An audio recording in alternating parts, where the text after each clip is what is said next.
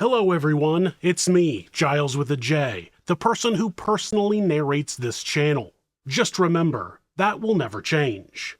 We're on season 21 and the theme is strange and unusual, so if you have any suggestions that fit that theme, leave them in the comments. Otherwise, if you enjoy the show, slap that subscribe button, uppercut the like button, and turn on notifications. I post new episodes twice a week, a long episode every Monday and a shorter episode every Thursday. Now, on to the show.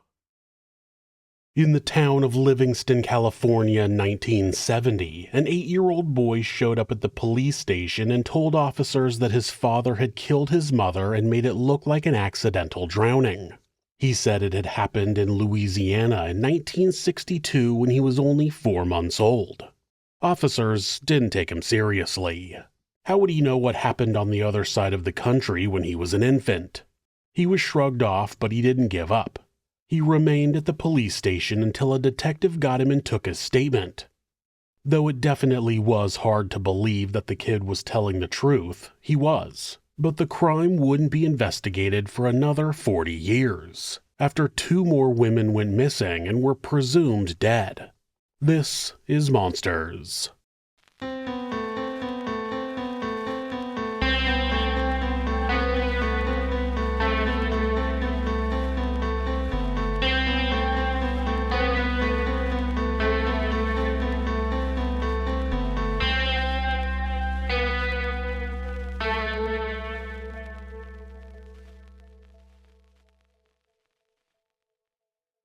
William Felix Vail, who went by Felix, was born on August 19, 1939 in Montpelier, Mississippi. His parents, Ray and Nell Vail, were dairy farmers and he had 4 siblings. He was a decent student, getting good grades, and he was a very strong farmer. He won a corn growing contest when he was 16, producing 130 bushels on 5 acres, more than any other farmer in the county. His initial dream was to become a pilot in the military, but he was turned down by recruiters. They determined that he wasn't the type of person who would follow orders and would likely be a disciplinary problem. His uncle helped him line up a job at a refinery in Sulphur, Louisiana, and he moved before he even graduated from high school. He would end up taking classes to get his diploma at a later time. The job paid well, so he had a nice car and a motorcycle which he used to cruise the local college campus and pick up girls. That's where he met Mary Horton. Mary was born on February 16, 1940 in Eunice, Louisiana. Once she had graduated from high school, she began attending McNeese State College just about 20 minutes east of Sulphur. She was popular with everyone at the school and was nominated for the homecoming court. The male students were all attracted to her, but it was Felix that stole her heart. They began dating in 1960, and it was an immediate roller coaster ride. Mary cared about Felix, but she told a friend that they didn't see eye to eye. When she discussed seeing other people, Felix reeled her back in by telling her he had a disease, but it's not clear what he claimed to have. Mary still dated other men for a while until Felix and one of her potential suitors began threatening each other. Felix demanded that she not even walk down the street with another man. Once at a pool party, Felix slapped Mary in front of many witnesses. Mary would write a letter to a friend explaining that she said things she didn't mean when she was angry, that she would say the ugliest things to Felix. That might have been an excuse for Felix's violence, but that's only speculation. The couple were married on July 1st, 1961, and Mary started working as a second-grade teacher. In December, Mary learned she was pregnant and told a friend that she was worried because Felix didn't want children. During their time living in a small apartment complex, Mary started getting threatening phone calls, and Felix convinced her that whoever it was must be watching them because the calls only came when he wasn't home. Gee, I wonder who was making the calls then. They also woke up one morning to find the front door wide open and another time the door completely off the hinges. The incidents were never explained, but it's likely that Felix was trying to keep Mary fearful and more dependent on him. Their son, William Felix Vail Jr., who they called Bill, was born on their first anniversary, July 1st, 1962. The following month, Mary would tell a friend that she thought she was pregnant again, but if she was, that child would never be born. On the evening of October 28, 1962, on the murky waters of Louisiana's Calcasieu River, Felix reported that his 22-year-old wife had accidentally fallen overboard during a boat trip. According to his initial account, Felix had taken the day off from work to check on fishing trot lines he had previously set in the river. He claimed Mary had wanted to accompany him, so they left their 4-month-old son with a babysitter and ventured onto the water. Felix's version of events painted a picture of a peaceful outing that suddenly turned tragic. In his statement to the police, he said, quote, "I was sitting in the back of the boat working the motor, and she was in the front when something happened that threw her from the boat." He described a circular swirl of water that allegedly threw the boat sideways and toppled her in. Felix maintained that he immediately jumped into the river after Mary, but claimed the current pulled her down beyond his reach. His defense attorney later characterized the incident as nothing sinister, simply an unfortunate accident that could have happened to anyone. His lawyer argued, quote, "There's nothing evil or mysterious about this. We all know people who fall out of the boat and drown." Nevertheless, several elements of Felix's story raised immediate concerns. Mary was reportedly terrified of water and was unlikely to go out on a boat at night. Despite Felix's claims they were checking trot lines, his boat contained no fishing gear.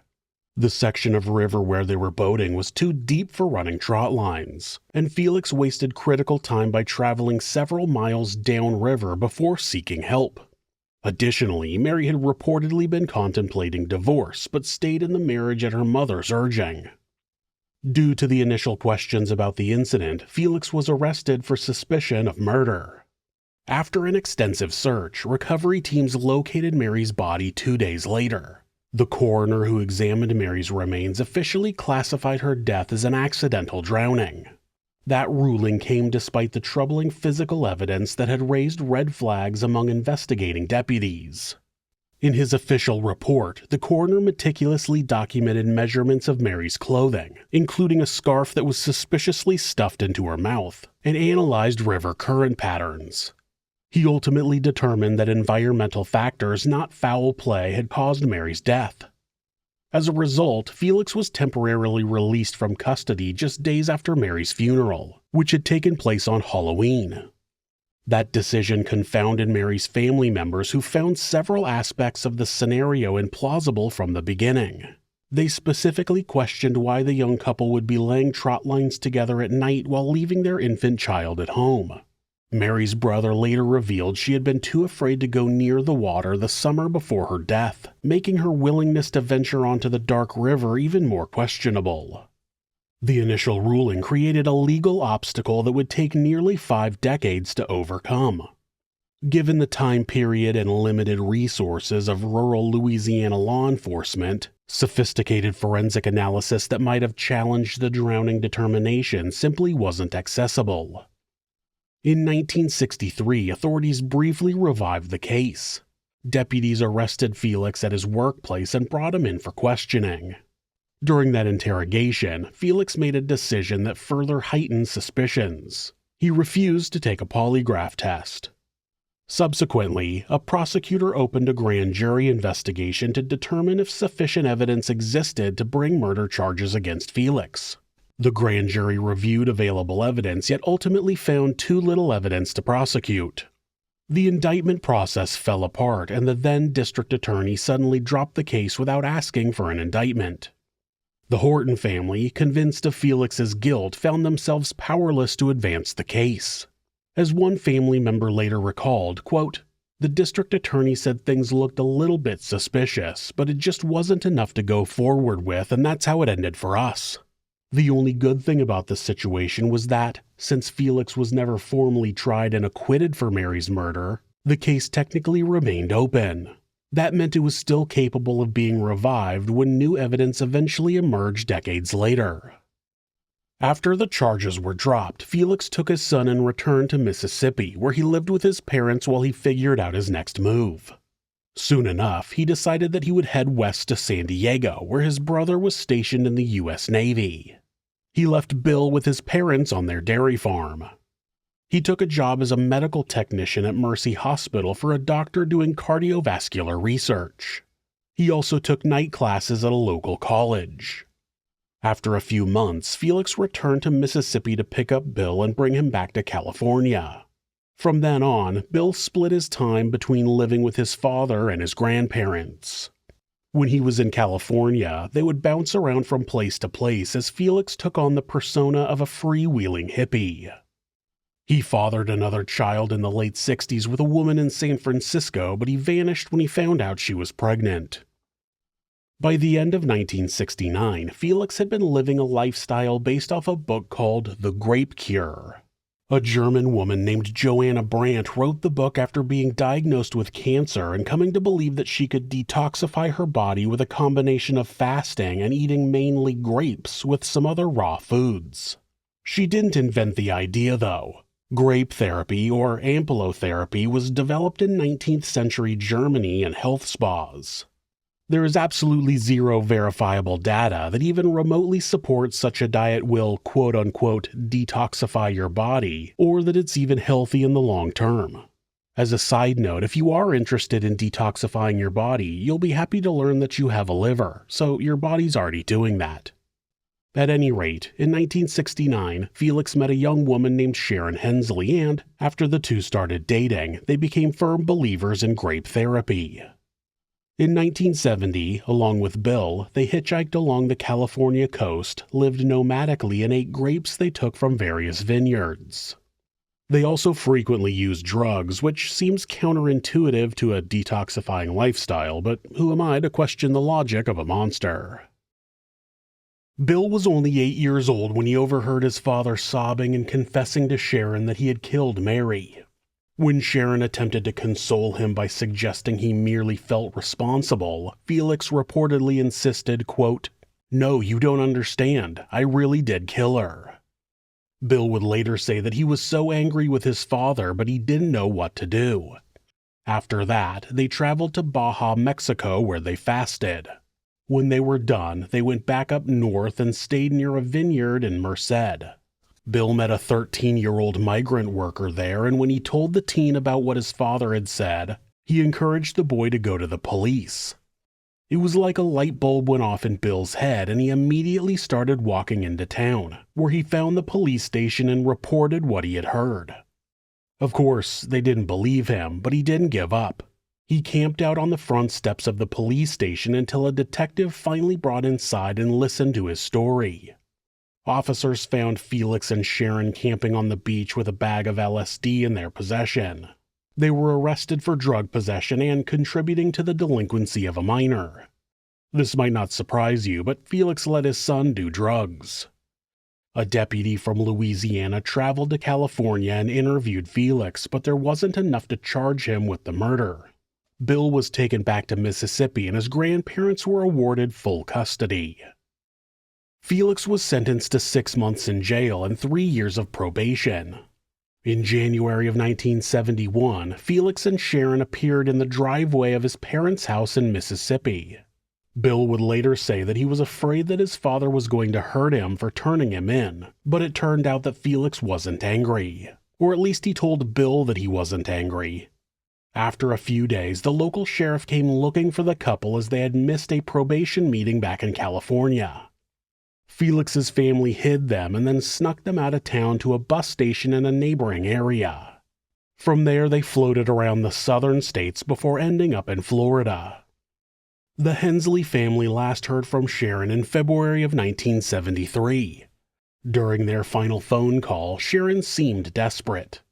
One of her siblings recalled that when his mother got off the phone with Sharon, she told their father, quote, "Sharon's in deep trouble. She's crying out for help." That would be the last time anyone in her family heard from her. In 1974, Felix sent a letter to Sharon's family with an explanation for her disappearance. He claimed she had decided to burn all of her identification and travel with an Australian couple who were sailing their boat around the world. He seemed to know all of the places they were planning to stop on their journey, but not the name of the couple or the name of the boat. Obviously, the Hensleys didn't believe that, and their suspicions were backed up when Felix's mother told Sharon's mother that her son had named the couple as Frank and Sally. He told others that they were John and Vanessa. When Bill was 13, his father returned home without Sharon and ominously told him that she, quote, would never bother anyone ever again. Bill interpreted that as confirmation that his father had murdered her. In 1975, Felix met a 17-year-old single mother named Sharon Campbell on a bus, and the two started dating despite him being almost 20 years her senior. They got married on July 24th. For what it's worth, she would later testify that they never had sex because he was unable to maintain an erection. While visiting his family, a niece told her that she should be careful because he had killed his first wife, and even though he wasn't convicted, they all knew he did it. At first she discounted the claim, but she said that over time she would conclude that he saw no value in women. One time, while he was working on his Volkswagen Beetle, she walked close enough to see a compartment he had opened that housed a number of surgical saws. That scared Sharon enough that she left, annulled the marriage, and never saw Felix again. Felix returned to California where he reconnected with a woman he had dated years prior. Her name was Carolyn, and the couple got married on Christmas Eve of 1977. It's not clear what type of detoxifying diet Felix was on at the time, but he apparently claimed to be allergic to everything and needed to have their new rental house scrubbed from top to bottom. Carolyn worked and paid for everything. The marriage only lasted a few months before Felix traveled to Mexico with another woman named Alexandra Christensen. In Mexico, Felix supposedly got a quickie divorce and he married Alexandra, but the legality of the marriage is unknown. When Felix returned to the house he had lived in with Carol to pick up some belongings, she served him legitimate divorce papers. Felix's relationship with Alexandra didn't seem to last long either. In 1982, Felix spotted 15-year-old Annette Craver while driving through her neighborhood and began secretly dating her. Soon afterward, Annette collected $98,000 from her deceased father's life insurance policy. She used the money to purchase a house in Tulsa, Oklahoma, which her mother would live in. They began traveling around together, going down into Mexico, Guatemala, El Salvador, and Costa Rica. In 1983, the couple were in California, where Felix was finally arrested for the probation violation from over a decade prior. After spending about a month in jail, Felix was released and he married Annette in Bakersfield. She was just 17 and Felix was 44.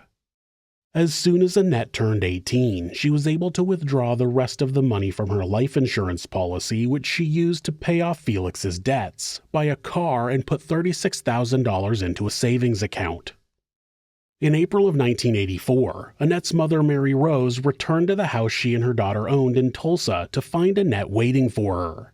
The young woman said that Felix tried to hit her, but missed and hit the wall, breaking 2 fingers. Because of that, she was ready to divorce him. Of course, soon Felix arrived and convinced her to reconsider, which she did. The problem was that they wanted to stay there and wanted Annette's mother to leave. Mary Rose decided to go live with relatives in California, and she sold her share of the house to Annette for $7,000. 2 months later, Annette put the house entirely into Felix's name. When Mary Rose later called to discuss the 2 cats she had left behind, Annette let her know that Felix had killed them. In October of 1984, neighbors saw the couple leave for what Felix described as a vacation. When the man returned, he was alone. He went on to offer various explanations for Annette's absence. To her mother, he claimed Annette had a sexual dream about being with other men in Mexico, which made them realize she needed her freedom.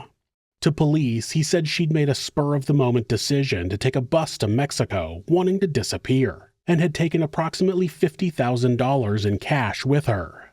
They questioned how she had all that cash on her if Annette wasn't planning to disappear until after they had left on their vacation. Mary Rose didn't believe that story, so she reported her daughter missing on October 22, 1984, describing the insurance money Annette had received as the motive for Felix causing her disappearance. Police questioned Felix, but there was no evidence to prove he had done anything wrong, so he was not arrested. Investigators saw the glaring parallels in the disappearances of Annette and Sharon, but they didn't see any option for punishing him for it. In 1988, Felix moved back in with his parents in Mississippi while collecting rent from the house in Tulsa, along with a smaller rental house on the property. Mary Rose spent the next few years trying to find out what happened to her daughter, but with no success she moved to Massachusetts to try to start a new life, something she was having a hard time doing.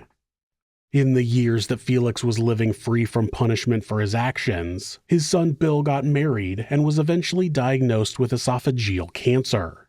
He died in 2009. In 2012, Mary Rose was back to trying to find out what had happened to her daughter. She and a reporter named Jerry Mitchell traveled to Mississippi to confront Felix about what had happened to Annette. He had 2 Airstream trailers on a piece of land, and one had been severely damaged in a tornado. She knocked on the undamaged trailer, but there was no answer. Then she knocked on the other one, but nobody was there. She managed to find an open window and let herself into the damaged trailer, where she found a large amount of machetes and swords. They wondered if they could possibly do a DNA test of the blood that was on the blades. Of course, they didn't take the machetes and swords, but hoped investigators would eventually recover them and be able to test them. After they explored Felix's trailer, Mary Rose shared 2 manila envelopes full of documents with the reporter. One of them was the original autopsy report from Mary Vail's drowning in 1962. Jerry gave a copy of the report to a renowned pathologist named Dr. Michael Baden, and that was the first step in finally bringing Felix Vail to justice for at least one of his crimes. Dr. Baden determined that the death was a homicide based on large bruises with bleeding into tissue on the left side of Mary's neck, hemorrhagic bruises on her right calf and left leg above the knee consistent with a struggle, and the scarf pushed 3 to 4 inches into her mouth, suggesting traumatic asphyxia. Forensic experts re-examined photographic evidence that had miraculously survived. Isaac Absher, who had driven the boat during the search for Mary, had preserved both photographs of Mary's body and the 1963 supplemental report from the Calcasieu Sheriff's Office, documents that police had officially discarded from evidence. Dr. Terry Welk, the Calcasieu Parish coroner, reviewed those materials and concluded with certainty that Mary Vail was dead before entering the water. Dr. Welk based his assessment on the unusual positioning of the body. Drowning victims are typically found floating face down, but Mary was face up with her arms crossed over her abdomen. She was also lying flat on the surface of the water, which was highly unusual. When investigators looked at Felix's story for the night of the incident, there were a number of inconsistencies. The facts showed he had gone several miles downriver before he had told anyone about the emergency.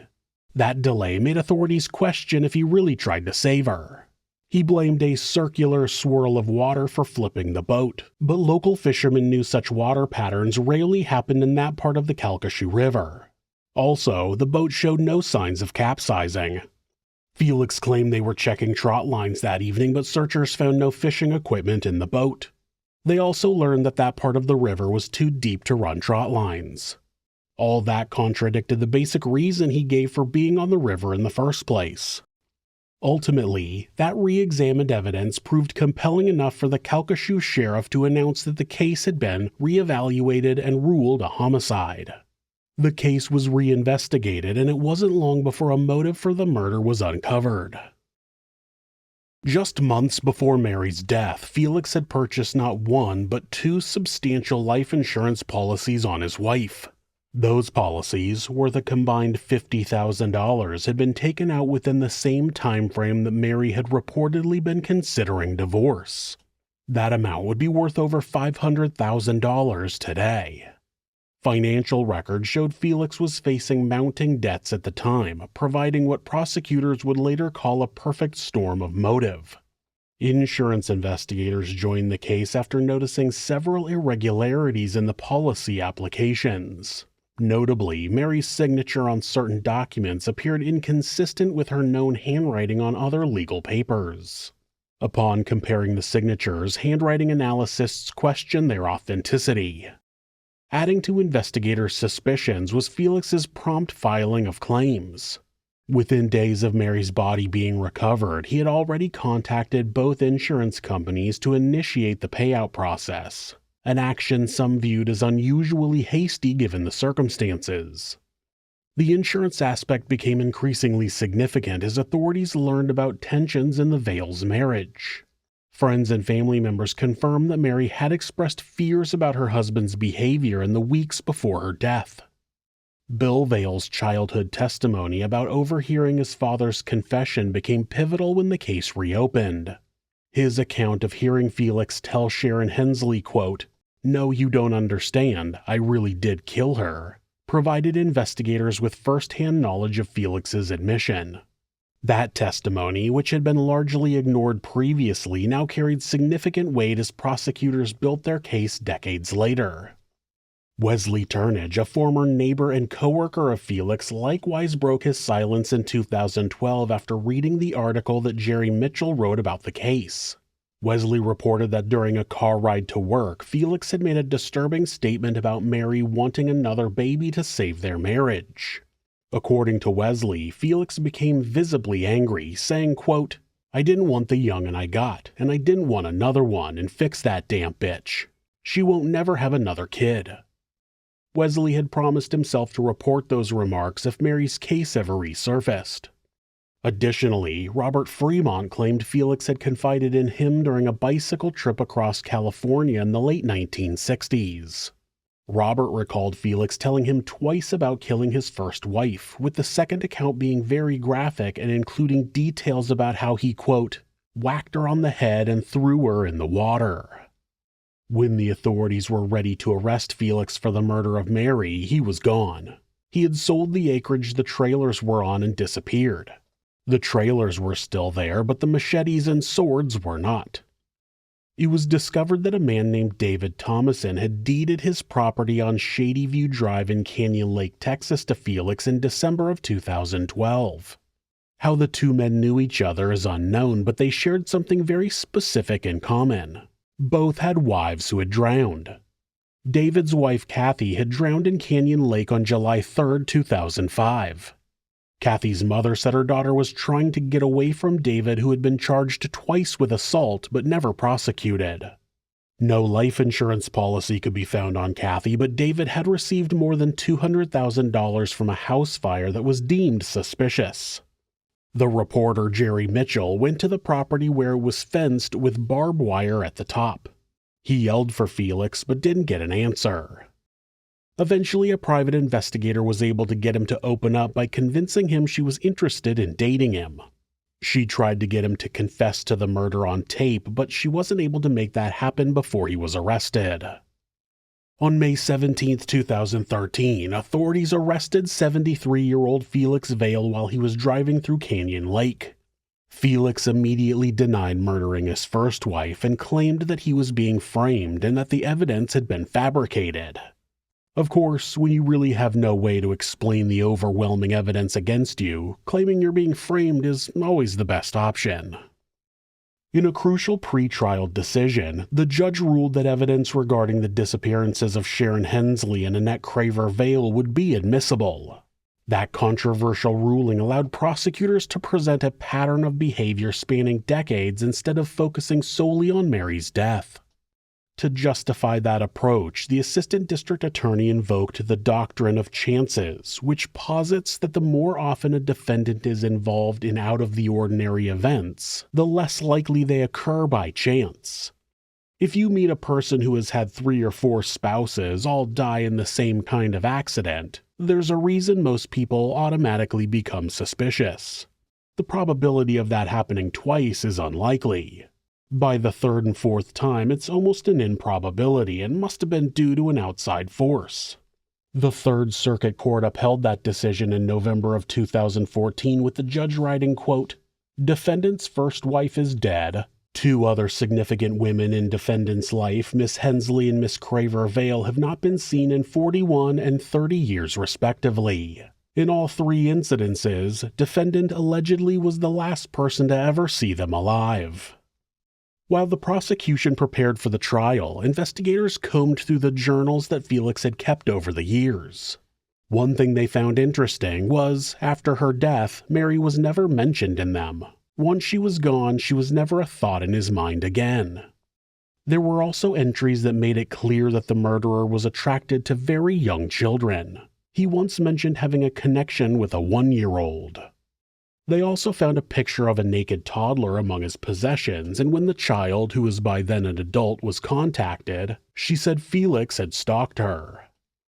The couple who ended up purchasing the property once owned by Annette and her mother found a blue bag in the attic.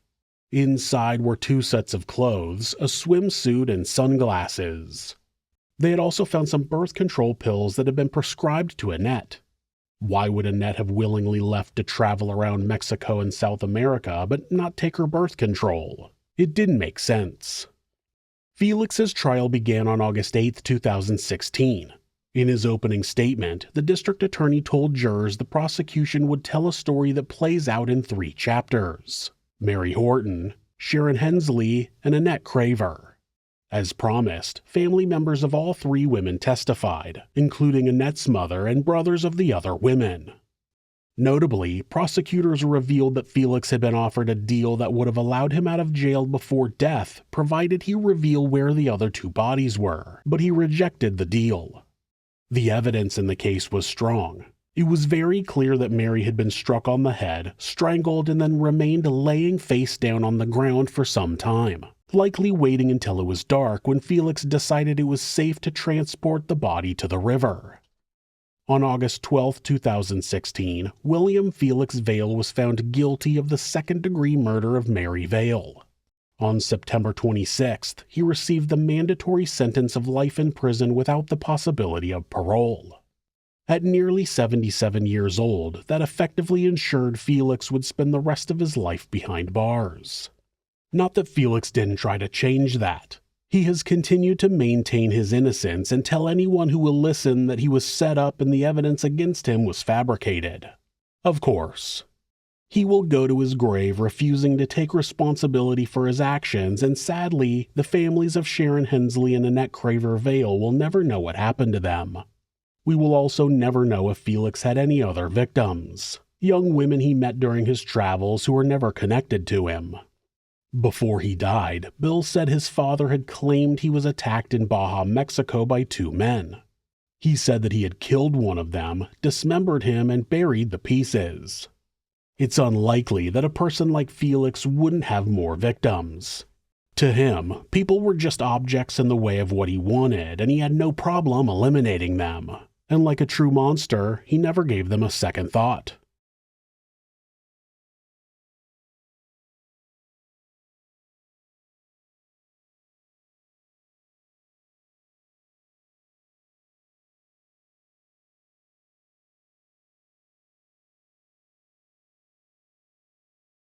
Thanks so much for letting me tell you this story. If you're a fan of true crime, hit subscribe and turn on notifications so you don't miss an episode.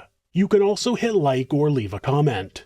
If you'd like to support the show, check out our merchandise at thisismonsters.com. The link is in the description.